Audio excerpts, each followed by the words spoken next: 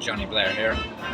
Don't stop living down there. I'm in Gente bar, and it's a cocktail bar.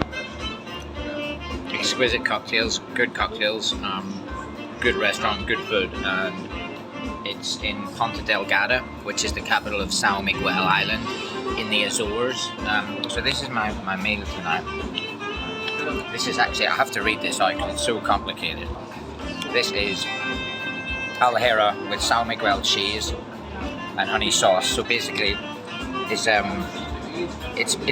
bird meat sausage with cheese, nuts, honey sauce, some rocket on the salad.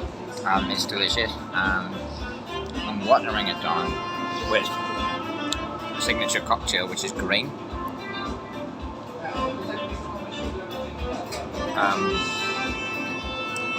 The Portuguese word for green is verde, which is really nice word anyway. I went to the Green Lagoons there, so I've got to have the green cocktail, which is basil, lime, ginger. It's actually known as basically naked, which is random, that's the name of it. So you got naked rice, ginger, basil, some lime or lemon in there. Green colour, of course it is. So yeah, that's really good. This is the Gente bar. Signature textbook cocktail bar in the Azores.